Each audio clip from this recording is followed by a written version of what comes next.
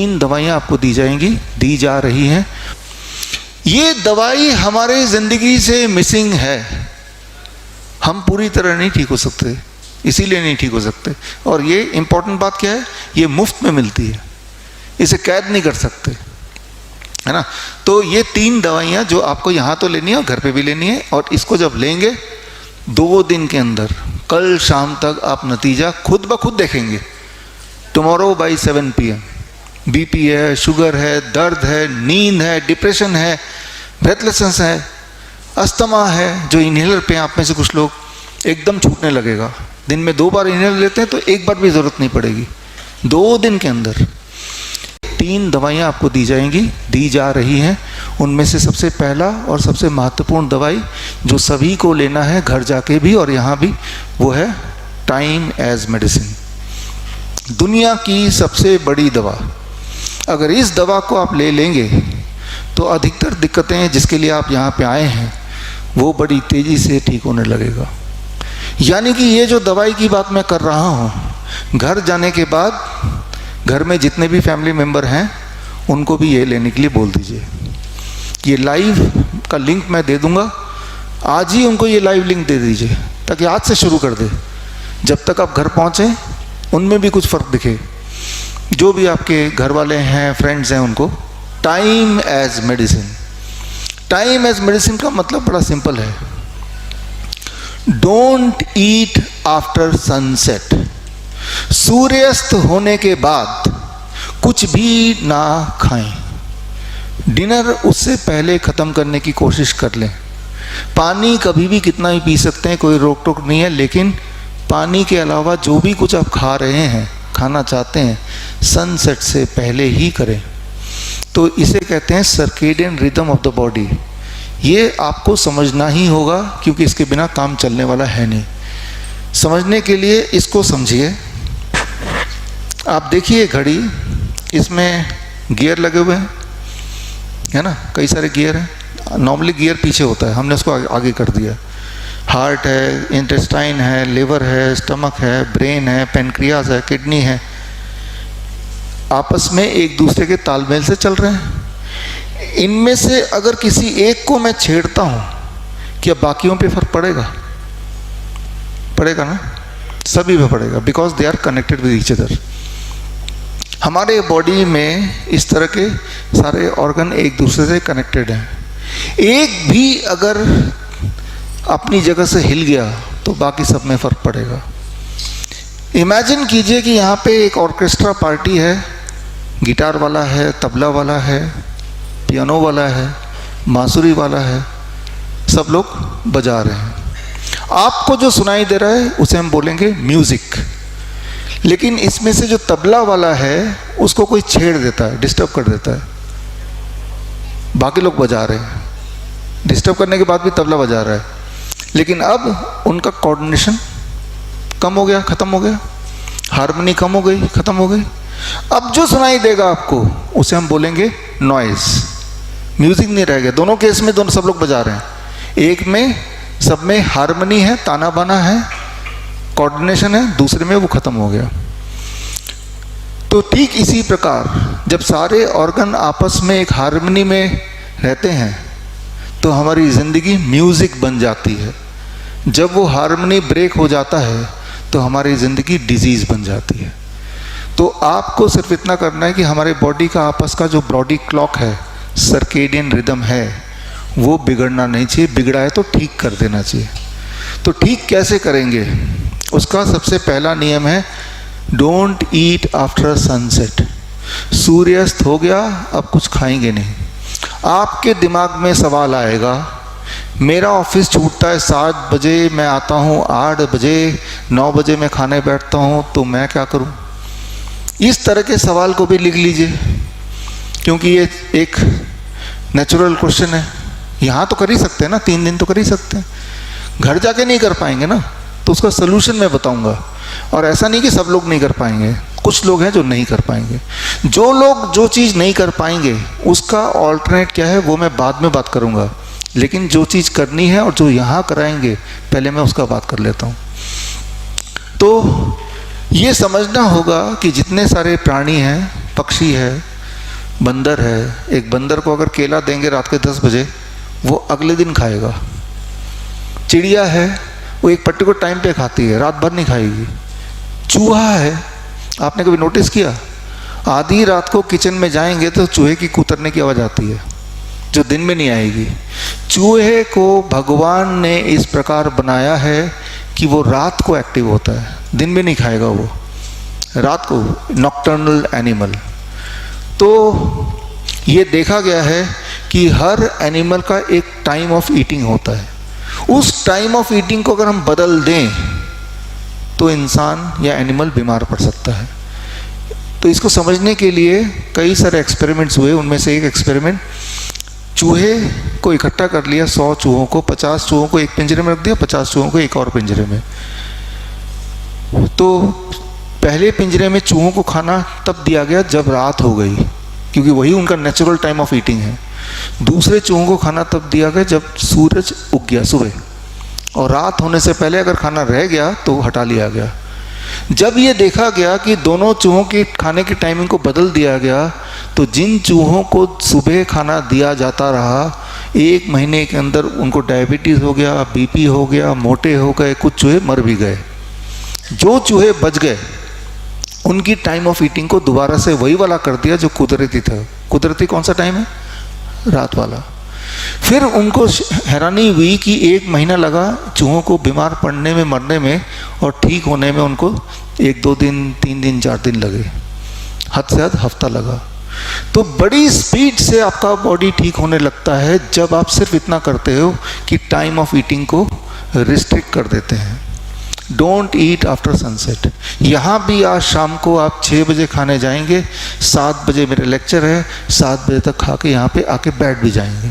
फिर उसके बाद मैं उम्मीद करता हूँ कि कुछ अपने रूम में जाके नहीं खाएंगे, जो लड्डू पेड़े घर से लाए होंगे आपने वो भी नहीं खाएंगे, है ना। तो ऐसा अगर आप करेंगे तो आप देखेंगे कि आपके जो ये लिखे हुए चीज़ें हैं इनमें फ़र्क आना शुरू हो जाएगा 2 दिन के अंदर। कल पता चल जाएगा, फ़र्क आना शुरू हो जाएगा। तो पहला नियम ये है, टाइम एज मेडिसिन। यहाँ भी आपने देखा, आपने ब्रेकफास्ट किया 9 बजे, राइट, उससे पहले कुछ है, राइट, और अब आए हैं तो बहुत सुबह सुबह नहीं दिया हमने, तो हमने आपके खाने के टाइमिंग को 9 घंटे के अंदर रखा। शाम के 7 बजे के बाद भी कुछ खाना नहीं है।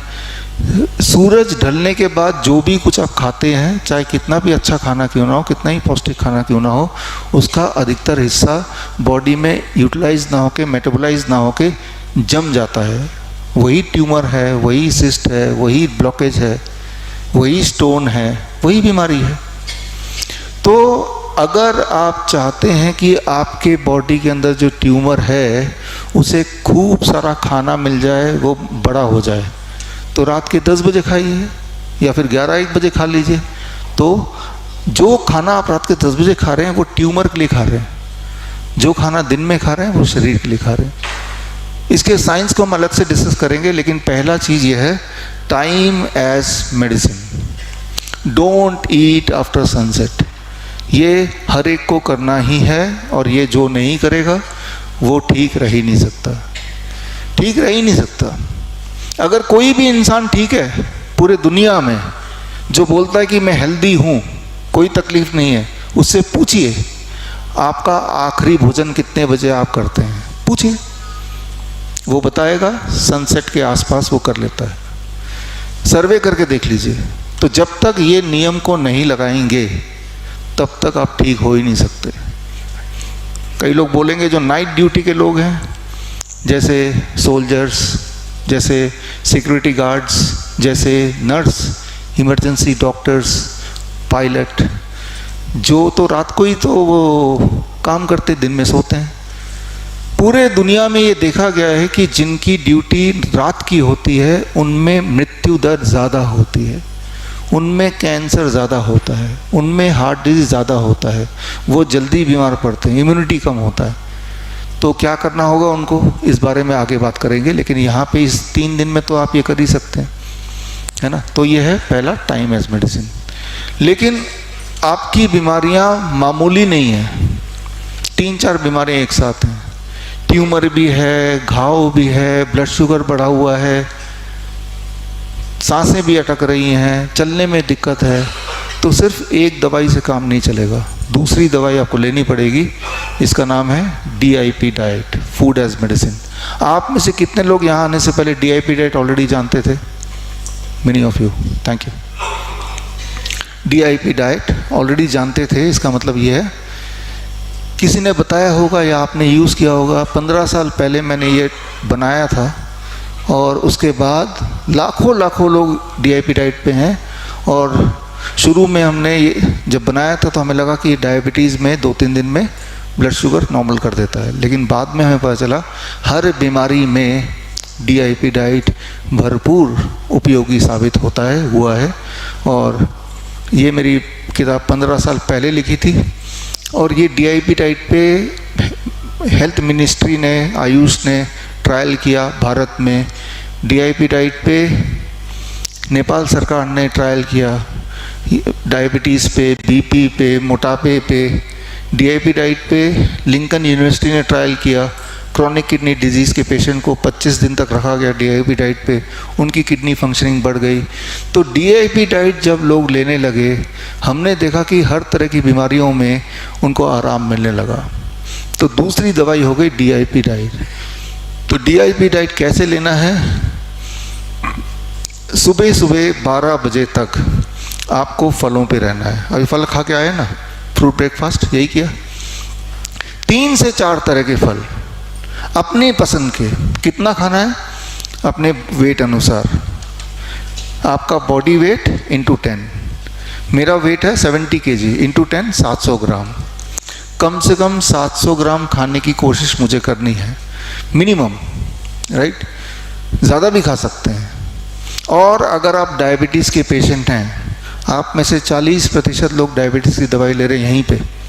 अगर आप डायबिटीज़ के पेशेंट हैं, अगर आप इंसुलिन या दवाइयों पे हैं, तो आपको मीठे फल ज़रूर भरपूर खाना है। आम खा के आए आज? आम मिला था ना? ज़्यादा से ज़्यादा मीठे फल, आम लीजिए, अंगूर लीजिए, चीकू लीजिए।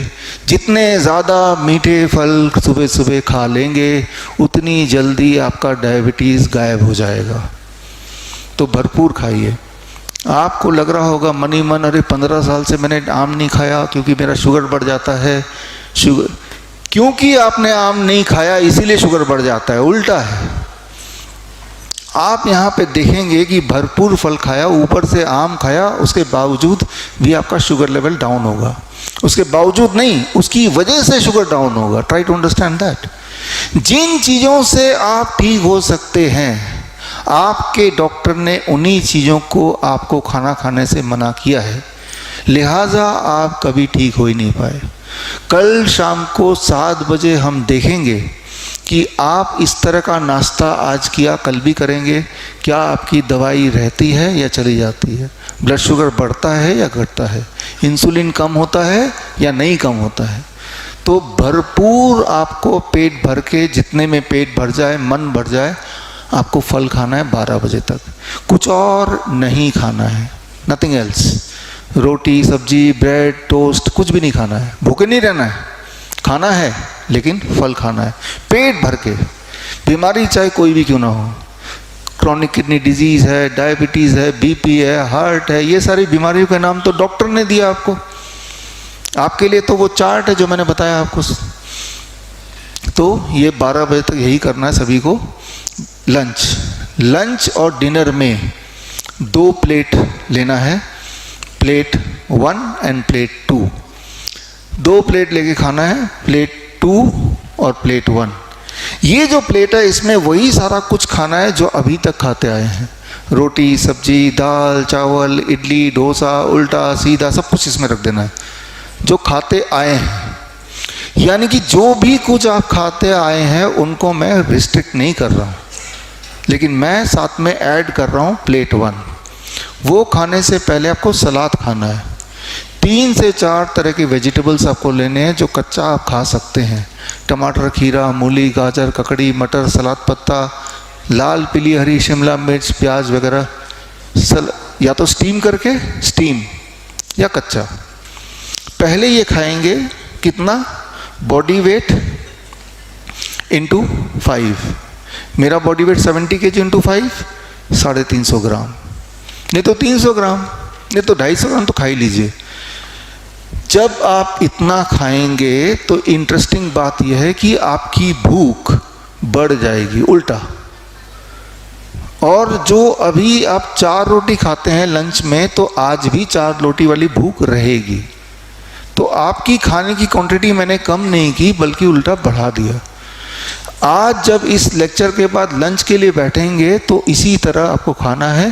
पहले ये प्लेट मिलेगा, फिर ये प्लेट मिलेगा। 40-50 मिनट लगा के धीरे धीरे खाना है। तो ये है लंच और डिनर। और स्टेप 3, 2 चीज़ों को छोड़िए।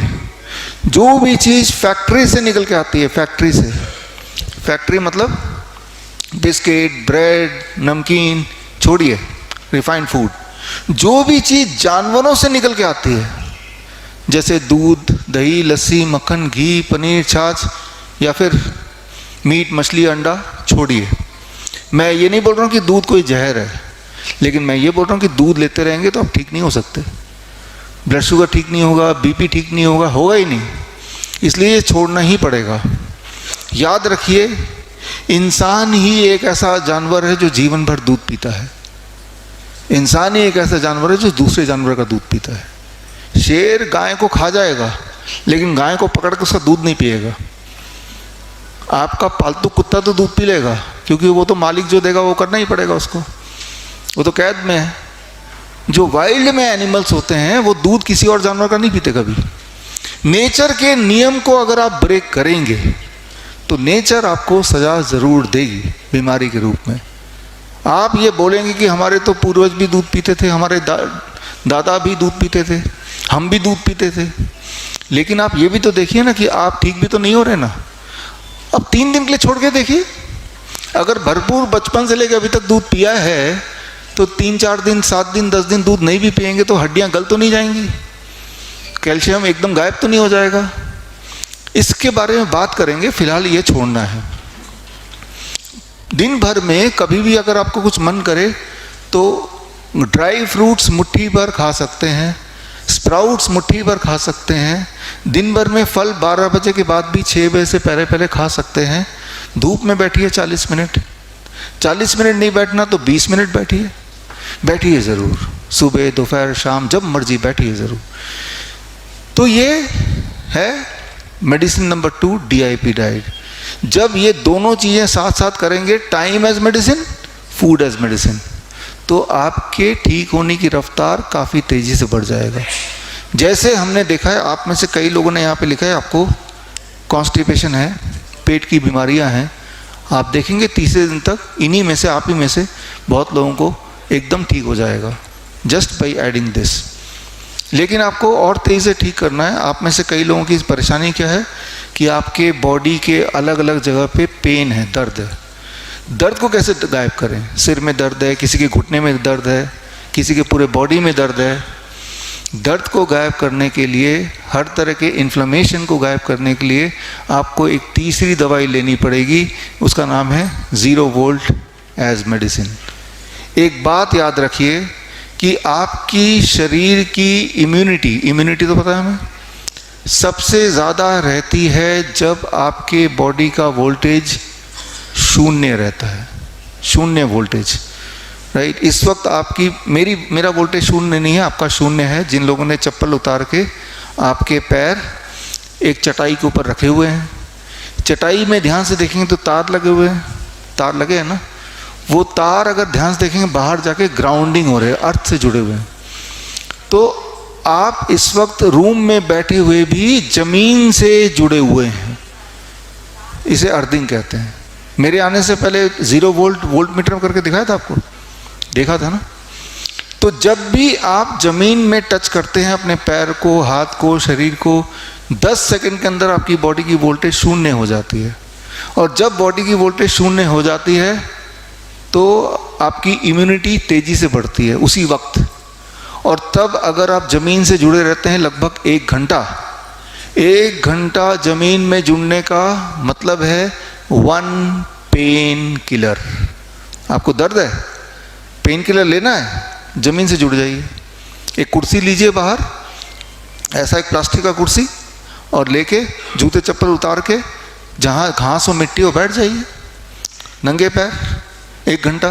फिर अपने आप से पूछिए मेरा दर्द कम हुआ क्या?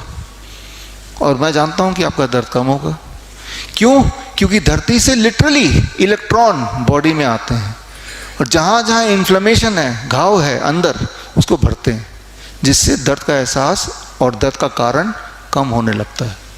तो ये ग्राउंडिंग यानी कि 0 वोल्ट, ये आपको रोज करना है। अभी भी कर ही रहे हैं क्योंकि आप इस मैट में बैठे हैं। रात को जब आप सोए थे तो 0 वोल्ट बेडशीट था आपके पास, तो रात भर आप जमीन से जुड़े हुए थे बेड पे सोने के बावजूद भी। जब आप यहाँ से तीसरे दिन संडे को जाएंगे, आप सबको 1-1 0 वोल्ट बेडशीट दी जाएगी। वो इसी कैंप का हिस्सा है, ताकि घर जाके भी उसको बिछाएं। कैसे बिछाना है, कैसे यूज़ करना है, वो मैं आपको सिखाऊंगा।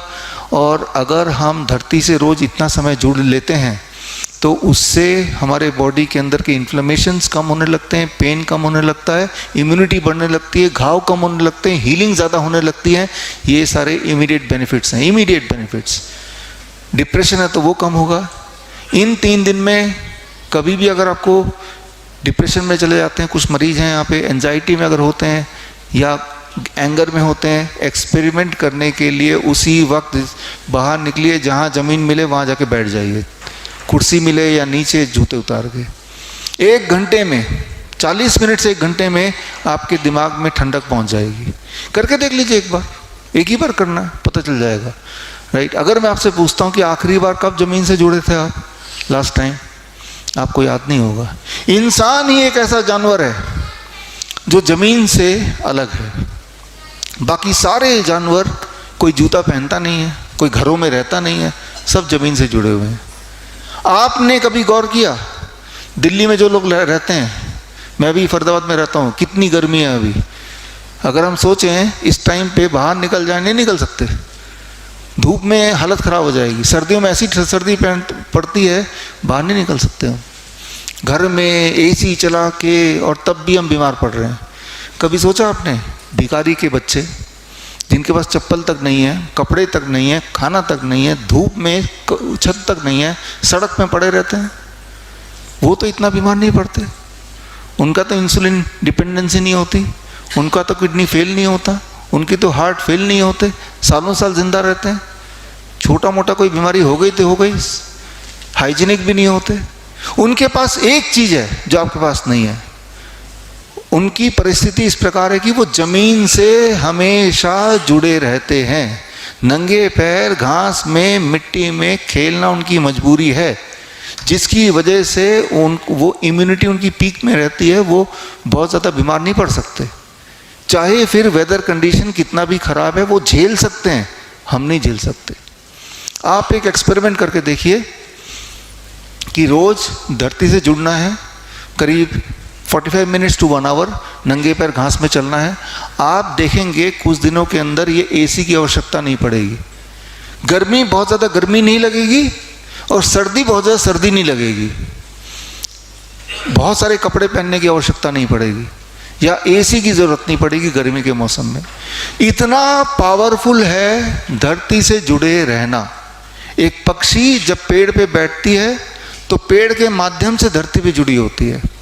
पेड़ भी वो लाइव है, कंडक्टिव है, कंडक्टिव, वो लकड़ी नहीं है, वो जिंदा है।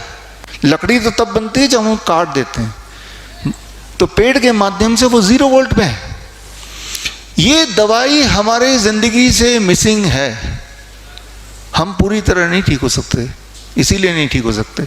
और ये इंपॉर्टेंट बात क्या है, ये मुफ्त में मिलती है, इसे कैद नहीं कर सकते, है ना। तो ये 3 दवाइयाँ जो आपको यहाँ तो लेनी है और घर पे भी लेनी है, और इसको जब लेंगे 2 दिन के अंदर, कल शाम तक आप नतीजा खुद ब खुद देखेंगे। Tomorrow by 7 PM। BP है, शुगर है, दर्द है, नींद है, डिप्रेशन है, ब्रेथलेसनेस है, अस्थमा है, जो इनहेलर पे आप में से कुछ लोग, एकदम छूटने लगेगा। दिन में 2 बार इनहेलर लेते हैं तो 1 बार भी ज़रूरत नहीं पड़ेगी 2 दिन के अंदर। तो ये तो हो गए 3 दवाइयाँ। अब कुछ पेशेंट आप में से हैं जो ज़्यादा बीमार हैं, पैरों में सूजन, पैर इतने फूल गए। आप ही में से अभी तो लिफ्ट में मैं आ रहा था, देखा मैंने एक पेशेंट व्हील चेयर पे है ना उधर, हाँ, तो व्हील चेयर पे है, इसके बाद चलना भी मुश्किल है, तुमको चलाना भी है, सूजन भी घटानी है। कितने दिन है हमारे पास? यही 2 दिन है। तो उनके लिए इमरजेंसी दवाइयाँ हैं, वो उनको इमरजेंसी दवाई आप में से कुछ लोगों को हम देंगे। वो क्या है? Gravity as medicine. Gravity as medicine ये बहुत महत्वपूर्ण दवाई है, आप में से कई लोगों को देंगे, कई लोगों को, ताकि हम 3 दिन के अंदर आपको नतीजा दिखा सकें। ग्रेविटी आपके बॉडी में हर पल काम कर रही है, आपको पता है। अभी आपका हार्ट यहाँ पे है, आपका ब्लड ब्रेन में हार्ट यहाँ तक पहुँचा रहा है, तो ऊपर की तरफ पहुँचा रहा है, हार्ट तो यहाँ पे, ब्लड तो यहाँ गया। ग्रेविटी ब्लड को नीचे खींच रही होगी ना, एक तरफ ग्रेविटी ब्लड को नीचे खींच रही है और एक तरफ हार्ट ब्लड को ऊपर ले जा रहा है, दोनों के बीच में एक बैलेंस है ना, तो हम जिंदा हैं।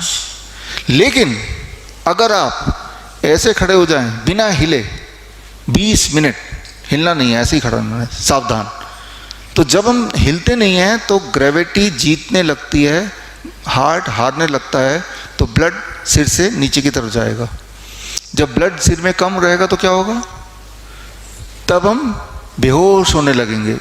आपने कभी देखा स्कूल के बच्चे, जब आप स्कूल में पढ़ते थे, असेंबली में अचानक कोई बच्चा धड़ाम से गिर जाता था, है ना, बहुत कॉमन सीन है। इवन आर्मी के जो परेड होते हैं वहाँ भी अचानक गिर जाते हैं। ये कब होता है? अगर आप सीधे ऐसे खड़े हों, हिले डुले ना कुछ मिनट तक, तो धीरे धीरे ग्रेविटी पावरफुल हो जाती है, ब्लड यहाँ से नीचे जाता है और फिर बेहोशी छा जाती है। ब्लड कम है, बेहोशी छा गई, फिर आप गिर जाते हैं।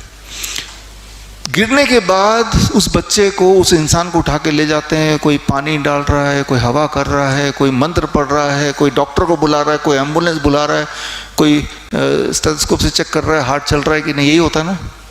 2 मिनट के अंदर वो इंसान उठ जाता है। तो 2 मिनट के अंदर उठने के बाद अगर उसको पानी छिड़क रहे थे तो बोलेंगे पानी के छिड़कने से उठ गया, मंत्र पढ़ने से उठ गया, राइट, हवा देने की वजह से उठ गया। तो इस तरह से, लेकिन समझना होगा, यहाँ समझिए, मैं खड़ा हूँ और आप लोग बैठे हैं, मान लो मेरा हार्ट ज़मीन से ज़्यादा ऊपर है आपके मुकाबले, यानी कि मेरे हार्ट को ज़्यादा मेहनत करनी पड़ रही है, ब्लड को यहाँ लेने के लिए मेहनत करनी पड़ रही है, तो मेरा हार्ट जल्दी थकेगा, मैं भी जल्दी थक जाऊँगा। जब आप थक जाते तो क्या करते हैं आप? जब आप थक जाते हैं तो बोलते हैं मैं बहुत थक गया हूँ, मुझे बैठना है। तो क्या किया आपने? अपने हार्ट को ज़मीन के करीब ले आए। और अब भी अगर बैठे बैठे थक गए तो क्या बोलते हैं आप? लेटना है। ज़मीन से ही हार्ट को लगा दिया। अब हार्ट को सबसे कम काम करना पड़ रहा है। अब ब्लड सर्कुलेशन वो सिर तक पहुंचा रहा है, क्योंकि सिर भी ज़मीन के ही लेवल पे है। 2 मिनट में सिर तक ब्लड को पहुंचा दिया, वो बेहोश वाला इंसान उठ के खड़ा हो गया। तो यहाँ मैं समझाने की कोशिश कर रहा हूँ कि ग्रेविटी किस प्रकार काम करती है। जब भी कोई इंसान बेहोश होता है तो सिर्फ इतना करना है कि उस इंसान को आपने लिटा दिया और लिटा के उसके पैरों को अगर ऊपर कर दिया, ये लेट गया, तो ब्लड सिर पे जाएगा, ब्लड इधर आ रहा है। और जब आप बैठे हैं, अभी तो आप बैठे हैं, तो ग्रेविटी ब्लड को नीचे भेज रहा है। जब लेटे हैं, पैर ऊपर, ब्लड सिर की तरफ जा रहा है। तो ग्रेविटी को अंडरस्टैंड करके आप अपने ब्लड को रीरूट कर सकते हैं, कहाँ भेजना है, कहाँ ज़रूरत है। जैसे आपने देखा पेशेंट ऑक्सीजन सिलेंडर लगाते हैं, सांसें नहीं आ रही, ठीक है ना, इधर भी हैं कुछ हमारे हॉस्पिटल आते हैं, सिलेंडर और सांसें नहीं आ रही, ऑक्सीजन नहीं आ रही। ऑक्सीजन तो यहाँ पे है, उसके अंदर क्यों नहीं आ रही है? तो अब देखिए, जब भी कभी आप लंग्स के किसी पेशेंट को देखेंगे सिलेंडर लगाए हुए, या तो बैठा है तो ऐसे देखेंगे, मुंह में सिलेंडर, वो मास्क, और अगर लेटा है तो पीठ के बल या पेट के बल, कैसे लेटा होता है? पीठ के बल लेटा होता है, मुंह में तो मास्क लगा हुआ है। जब आप ऐसे बैठते हैं या लेटते हैं तो आपका हार्ट ऊपर है, वो लंग को स्क्वीज करता है, छोटा करता है। तो आपका लंग्स अगर छोटा हो जाएगा तो आपके लिए सांस लेना मुश्किल हो जाएगा। अभी भी आप लोग बैठे हैं, अगर आप अपने आप को ऐसे कीजिए जैसे मैंने किया, तो आप देखेंगे कि आपको सांस नहीं आएगी, मुंह खोलना पड़ेगा, है ना, क्योंकि लंग्स अब सिकुड़ गया है। तो ये जो पोस्चर है ये इंपॉर्टेंट रोल प्ले करता है आपके बॉडी की फंक्शनिंग में। जब भी मैं किसी पेशेंट को देखता हूँ कि उसको सांसें ठीक से नहीं आ रही हैं, अगर तो वो ऐसे बैठा है, उसको ऐसे बिठा दिया तो लंग्स खुल गया, SpO2 बढ़ जाएगा, ऑक्सीजन सेचुरेशन बढ़ जाएगा, उसकी सांसें आने लगेंगी। आप जैसे ही बैठेंगे सांसें खुल के आ रही हैं, ऐसे बैठिए सांसें एकदम अटक गई है। तो ग्रेविटी का रोल है यहाँ पे, ग्रेविटी एज मेडिसिन। ठीक इसी प्रकार जो किडनी के पेशेंट हैं, जैसे वो पेशेंट अभी थे, या आप में से कुछ और भी हैं जिनके पैरों में सूजन है, अब जब वो बैठेंगे, अभी भी बैठे हुए हैं, आज शाम से आप में से जिन लोगों के पैर में सूजन है, सूजन घटाना है ना। सूजन क्यों है? क्योंकि ग्रेविटी जीत रही है, फ्लूइड डिपॉजिट है, और ऐसे खड़े रहेंगे या बैठे रहेंगे तो सूजन घटेगी कि बढ़ेगी? बढ़ती रहेगी। तो उन्हें ये करना है कि इस लेक्चर में जब आएंगे तो उनको फ्रंट रो में बैठना है और अपने दोनों पैरों को आगे जो टेबल रखा हुआ है या कुर्सी लगा के सीधे रखना है, ठीक है ना, सीधे रखना है, ताकि ग्रेविटी जीत ना पाए जब तक आप अपने किडनी को ठीक ना कर लें। हो जाएगा ठीक 7 दिन में, 10 दिन में, 3 दिन में फ़र्क पड़ जाएगा, आपको दिखेगा, ठीक है ना। कैसे ठीक होगा उस पर आना है, लेकिन करना क्या है मैं बता रहा हूँ। ग्रेविटी को समझ के हम अपने बॉडी को अकॉर्डिंगली अगर अलाइन कर दें तो बहुत बड़ी दिखने वाली बीमारी जैसे सांस ना आना, पैरों का सूजना, ये बड़ी तेज़ी से ठीक होती है। इसका असर जब आप कर रहे होते हैं तभी पता चल जाता है, उसी वक्त 10 मिनट में, 15 मिनट में, 20 मिनट में, या फिर आधे घंटे में, इससे अधिक नहीं, है ना। तो जब हमारे पास लंग्स वाले पेशेंट आते हैं जो ऑक्सीजन सिलेंडर लेके, उनका ऑक्सीजन सिलेंडर हम उतारते हैं, उनको पेट के बल लिटा देते हैं। पेट के बल लिटाने के बाद जैसे ग्रेविटी एज मेडिसिन की बात करें तो सिलेंडर हटाया, पेट के बल लेट गया लाइक दिस, और अब जब ये जो पोस्चर है, इस पोस्चर में लेटने से उतना ही उसके बॉडी में ऑक्सीजन जाएगा जितना कि बैठे हुए ऑक्सीजन सिलेंडर लगा के, इसमें कर दो। तो अगर तब भी नहीं आ रहा उसको, तब भी अगर उसको नहीं आ रहा तो हम क्या करेंगे, उसको साथ में एक पंखा दे देंगे, we give a small fan to him. एक बात यहाँ पे समझने की कोशिश करते हैं, आपके यहाँ पे कुछ रिसेप्टर्स हैं, वो रिसेप्टर लंग्स को सिग्नल देते हैं। तो अगर इन रिसेप्टर्स को स्विच ऑन कर दें तो लंग्स एक्सपैंड होता है। ये स्विच ऑन कब होती है? जब ठंडी हवा यहाँ पड़ती है। आपने देखा होगा इतना छोटा सा फैन होता है, चाइनीज़ फैन 200 रुपये का, हम रखते हैं अपने हॉस्पिटल में। सिलेंडर हटा के उसको चाइनीज़ फैन पकड़ाते हैं, 6 इंच दूर ऐसे बिठा देते हैं और फैन ऑन, यहाँ पे हवा पड़ रही है, उसकी लंग्स एक्सपैंड हो रहा है, सांसें आने लगी, SpO2 बढ़ गया, बात ख़त्म हो गई। बोलने का मतलब यह है कि इस तरह से हम ग्रेविटी को यूज़ करके लंग्स को एक्टिवेट करते हैं, ग्रेविटी को यूज़ करके हार्ट को एक्टिवेट कर सकते हैं, ग्रेविटी को यूज़ करके किडनी को एक्टिवेट कर सकते हैं। किडनी को कैसे एक्टिवेट करेंगे?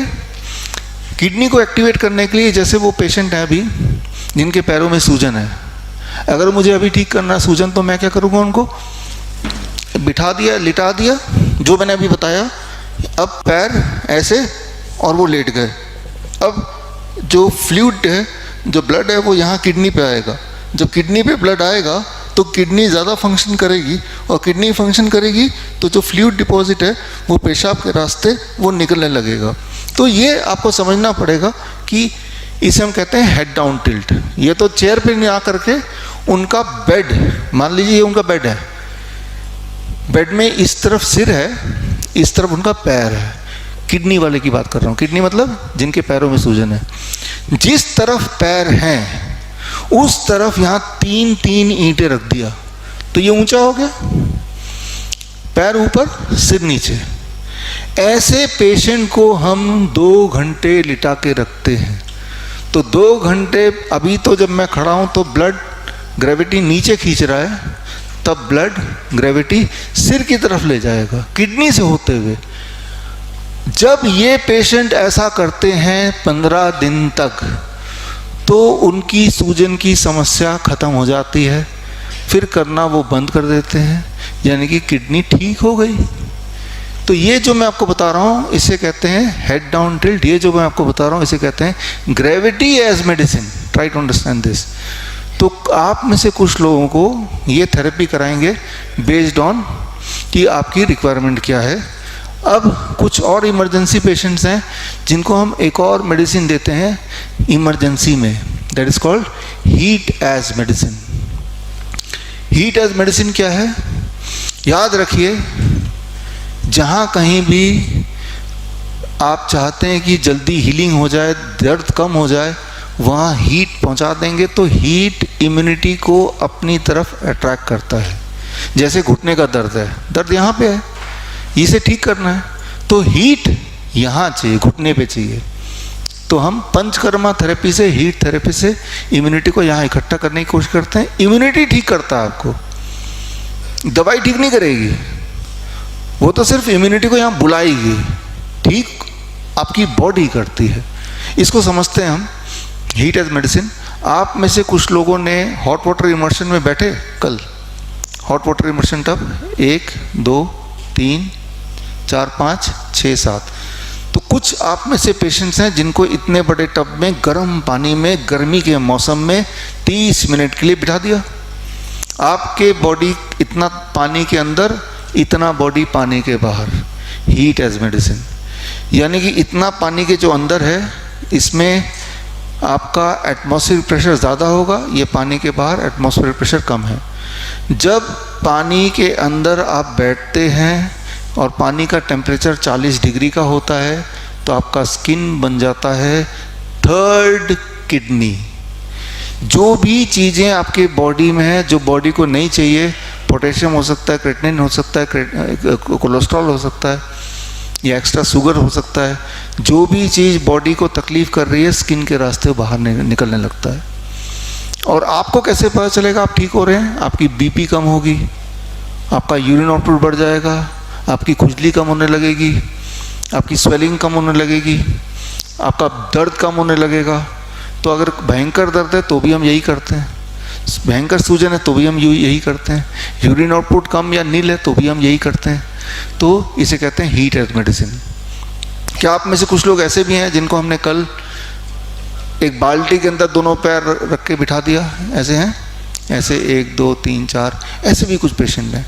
मतलब जो आपने मेडिकल हिस्ट्री हमें बताई उसके अनुसार कौन सी थेरेपी आपके लिए ठीक रहेगा वो हमने किया। जैसे ये एक्सपेरिमेंट करके देखिए, यहीं पे करके देखिए। एक बाल्टी लिया, उसमें 42 डिग्री सेल्सियस पानी रखा, गर्म पानी, और दोनों पैर को ऐसे चेयर पे बैठ के उस पानी के अंदर डाल दिया। आधे घंटे अगर ऐसा करते हैं, और टेम्परेचर मेंटेन होना चाहिए, पानी का टेम्परेचर कम नहीं होना चाहिए। आधे घंटे के अंदर आपका बीपी नीचे आएगा। अगर आपको बुखार है तो वो ख़त्म हो जाएगा, अगर आपको स्ट्रेस है वो ख़त्म हो जाएगा, अगर आपको नींद नहीं आ रही तो नींद आने लगेगी। तो इसे हम बोलते हैं हीट एज मेडिसिन। सिर्फ आधे घंटे में कोई दर्द है तो वो कम होने लगेगा। क्यों? क्योंकि एक हार्ट ये रहा, और मेडिकली हमारे पास 2 हार्ट है। दूसरा हार्ट है ये काफ मसल्स। काफ मसल्स को कहते हैं the second heart. Second heart को जब हम एक्टिवेट करते हैं तो 2 हार्ट एक साथ आपकी बॉडी के लिए काम कर रहा है, डबल इंजन। तो बहुत सारी जो परेशानियां हैं हमारे हेल्थ वाइज वो ठीक होने लगती हैं। ख़ास तौर पे फीवर है तो वो ठीक होगा, बीपी हाई है तो वो लो होगा, स्ट्रेस है तो वो कम होगा, नींद नहीं आ रही तो नींद आने लगेगी। तो इस तरह से इमरजेंसी में हम ये भी करते हैं। तो यहाँ मैं सिर्फ उदाहरण दे रहा हूँ कि कौन कौन सी दवाइयाँ और क्यों आपको दी जाएंगी। इसलिए क्योंकि ये बड़ी तेज़ काम करती है, वेरी वेरी फास्ट। कल तक रिजल्ट दिखेगा आपको, और कोई नुकसान है ही नहीं, नो साइड इफ़ेक्ट, और एक ही दवाई से कई सारी चीज़ों को एक साथ एड्रेस कर रही है ना। तो ये सारा कुछ आप इन 3 दिन में ऑलरेडी देख ही रहे हैं।